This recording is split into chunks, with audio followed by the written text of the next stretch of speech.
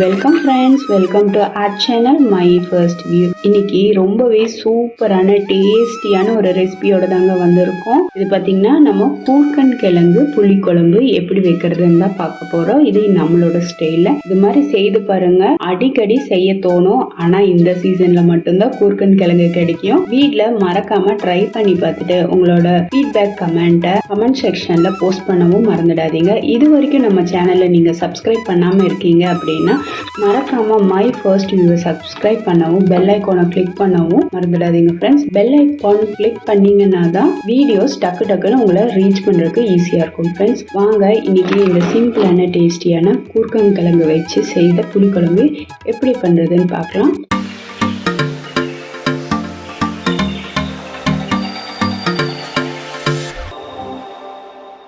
ஒரு மண்பானை வச்சிருக்கோம். இதுல ஒரு 2 டேபிள் ஸ்பூன் அளவுக்கு நான் எண்ணெய் சேர்த்திக்கிறேங்க. இப்போ எண்ணெய் நல்லா சூடானதும் கடுகு பாத்தீங்கன்னா 1 டீஸ்பூன் அளவுக்கு சேர்த்திக்கலாம். கூடவே வெந்தயம் பாத்தீங்கன்னா ஒரு 1/2 டீஸ்பூன் அளவுக்கு சேர்த்திடலாம். இப்போ கடுகும் வெந்தயம் நல்லா பொரிஞ்சிடுச்சு. பூண்டு பார்த்தீங்கன்னா ஒரு 3 பல் அளவுக்கு நல்ல பெரிய சைஸாக 3 பல் அளவுக்கு எடுத்து நீல வாக்கில் கட் பண்ணி சேர்த்திருக்கேன். சின்ன பல் பூண்டாக இருந்ததுன்னா ஒரு 4-5 எண்ணம் சேர்த்திக்கோங்க. இது பெருசாக இருந்ததுனால நான் 4 நாளாக கட் பண்ணனால உங்களுக்கு பார்க்குறதுக்கு குவான்டிட்டி அதிகமாக இருக்கிற மாதிரி தெரியுது. அடுத்ததாக சின்ன வெங்காயம் இருந்தால் ஒரு கைப்பிடி எடுத்துக்கோங்க. நான் பெரிய வெங்காயம் மட்டும் இருக்கிறதுனால ஒரு பெரிய சைஸ் பெரிய வெங்காயம் ஒன்று கட் பண்ணியிருக்கேன். அதையும் இதோட சேர்த்துலாம் ரஃப்பாக கட் பண்ணால் போதும். ரொம்ப ஃபைன் சாப் பண்ணணும் அவசியம் கிடையாது. இப்போ இந்த வெங்காயம் வந்து நிறம் மாறட்டுங்க.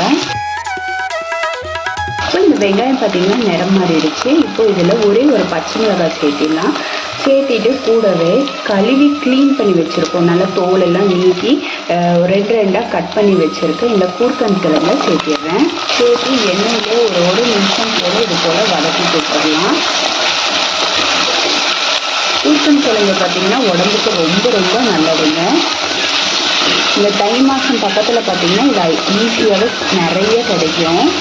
சீசனில் கிடைக்கும்போது இதை நம்ம யூட்டிலைஸ் பண்ணிக்கணுங்க. இதை வந்து சைனீஸ் பொட்டேட்டோன்னு சொல்லுவாங்க. இதில் நம்ம ரோஸ்ட்டு மசியல் இது போல எல்லாம் செய்யலாம். அதுவும் ரொம்பவே நல்லா இருக்கும்.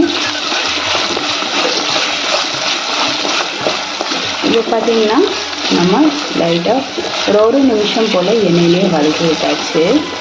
இப்போ இதில் மிளகாய் பொடி பார்த்திங்கன்னா ஒரு டீஸ்பூன் அளவுக்கு நான் சேர்த்திருக்கேன். கூடவே ஒரு 1/2 டீஸ்பூன் அளவுக்கு மல்லித்தூள் சேர்த்திருக்கேன். உங்களோட காரத்துக்கு ஏற்றாற் போல் சேர்த்திக்கோங்க.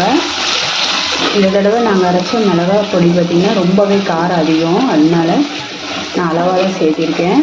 அப்புறம் பத்தாட்டி கூட நம்ம மசாலா அரைச்சி சேர்க்கும்போது கொஞ்சமாக சேர்த்திக்கலாம்.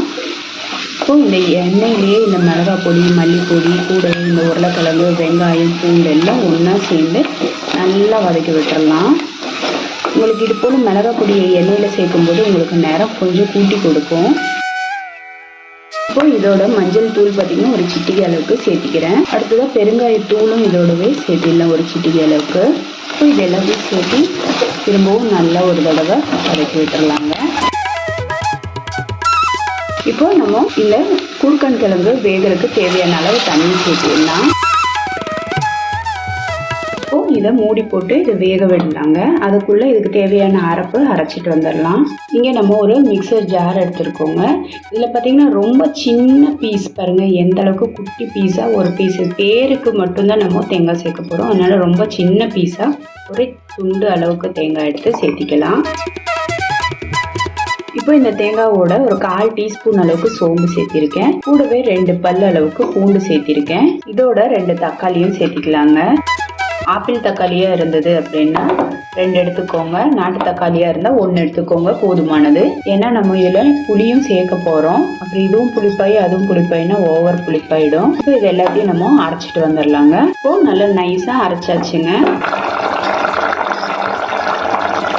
இப்போ கிழங்கு பார்த்தீங்கன்னா நமக்கு வெந்திருக்கு. இப்போ நம்ம அரைச்ச இந்த தேங்காய் தக்காளி விழுதை சேர்த்திடலாங்க. இதை லைட்டாக கலந்து விட்டுட்டு திரும்பவும் ஒரு 5 நிமிஷம் போல் மூடி வச்சிடலாம். அந்த பச்சை மணமெல்லாம் போகிறதுக்காக ஒரு 5 நிமிஷம் போல் இது மூடி இருக்கட்டும். இப்போ ஒரு 5 நிமிஷம் கழிச்சு ஓப்பன் பண்ணி பார்க்கலாங்க. இப்போ கடைசியாக நம்ம ஒரு பெரிய நெல்லிக்காய் அளவுக்கு புளியை கரைச்சி வச்சுருக்கோம்.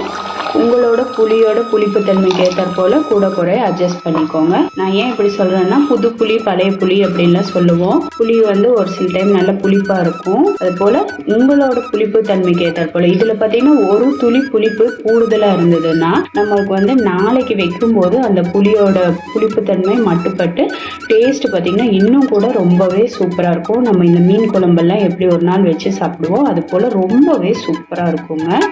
இப்போ இந்த புளியோட பச்சை மணம் எல்லாம் போய் நல்ல எண்ணெய் எல்லாம் மேலே தெளிஞ்சு வர்ற வரைக்கும் ஸ்லோ ஃப்ளேம்லேயே வச்சு வேக விட்டு எடுக்கலாம். ஹை ஃப்ளேம் வேணாம், ஸ்லோ ஃப்ளேமில் வச்சு சன்னமாக வச்சு வேக விட்டு எடுங்க. இப்போது இந்த குழம்புக்கு தேவையான அளவு உப்பு இப்போவே சேர்த்திடலாங்க. இது வரைக்கும் நம்ம உப்பு சேர்க்கவே கிடையாது. இந்த ஸ்டேஜ்லேயே நம்ம சேர்த்திடலாம். கூடவே ஒரு கொத்து கருவேப்பிலையும் கிள்ளி இதோட சேர்த்திடலாங்க. நீங்கள் தாளிக்கும் போது கருவேப்பிலை சேர்த்தாலும் சரி, நமக்கு வந்து இது போல் கடைசியாக சேர்க்கும்போது நல்ல அந்த கருவேப்பிலையோட மனம் வந்து இந்த குழம்புல நல்லா இறங்கும். அந்த ஃப்ரெஷ்ஷான கருவேப்பிலை போடும்போது அதுக்காக தான் இது போல் கடைசியாக நான் சேர்த்திருக்கேன். இப்போ இது ஸ்லோ ஃப்ளேமில் வச்சு ஒரு 10 நிமிஷம் போல் அப்படியே வேகட்டும். குழம்பு பார்த்திங்கன்னா நல்லா சுண்டி வரும், எண்ணெய் நல்லா தெளிஞ்சு வரும். டேஸ்ட்டும் பார்த்திங்கன்னா ரொம்ப சூப்பராக இருக்கும். 2 நாள் வச்சு சாப்பிட்டாலும் ரொம்ப ரொம்ப சூப்பராக இருக்கும். இப்போது ஒரு 10 நிமிஷம் கழித்து ஓப்பன் பண்ணி பார்த்தா பாருங்கள் எண்ணெய் எல்லாம் நல்லா தெளிஞ்சு வந்திருக்கு. இப்போ ஃப்ளேமை ஆஃப் பண்ணிடலாங்க. நம்ம ஸ்லோ ஃப்ளேமில் வைக்கும்போது தான் பார்த்திங்கன்னா இந்த எண்ணெயெல்லாம் நல்லா தெளிஞ்சு இந்த கூட்டங்கிழங்குக்குள்ளே நல்லா புளி உப்பு காரம் எல்லாம் நல்லா இறங்கி பாருங்கள் எந்த அளவுக்கு பார்த்தாலே அவ்வளோ டெம்டிங்காக இருக்குங்க. அவ்வளோ சூப்பராக இருக்குது இந்த கூர்க்கங்கிழங்கு புளிக்குழம்பு. இதில் நம்ம கொஞ்சமாக சோம்பு சேர்த்திருக்கோம். பார்த்திங்கன்னா யாராவது புளிக்குழம்புல சோம்பு சேர்த்திங்களா அப்படின்னு கேட்கக்கூடாது. சேர்த்து பாருங்கள், ரொம்ப சூப்பராக இருக்கும். இது பார்த்திங்கன்னா அசப்பில் அப்படியே மீன் குழம்பாட்டவே இருக்குங்க. அடுத்த நாள் கூட வச்சு சாப்பிட்லாம். கடைசியாக கொத்தமல்லி கலையை தூவி விட்டுறலாங்க. அவ்வளோதாங்க, சூப்பர் டெலிஷியஸான டேஸ்டியான கூர்க்கங்கிழங்கு புளிக்குழம்பு ரெடி ஆயிடுச்சு. நம்ம செய்த இந்த கூர்க்கங்கிழங்குல செய்த இந்த புளிக்குழம்பு ரெசிபி உங்களுக்கு பிடிச்சிருந்தால் லைக் பண்ணுங்க, ஷேர் பண்ணுங்க, மறக்காம மை ஃபர்ஸ்ட் வியூவை சப்ஸ்கிரைப் பண்ணுங்க ஃப்ரெண்ட்ஸ். பெல் ஐக்கானோட ஆளுங்கிற ஆப்ஷனும் கிளிக் பண்ண மறந்துடாதீங்க. இது வரைக்கும் வீடியோவை பொறுமையாக பார்த்ததுக்கு ரொம்ப ரொம்ப நன்றி ஃப்ரெண்ட்ஸ். தேங்க்யூ.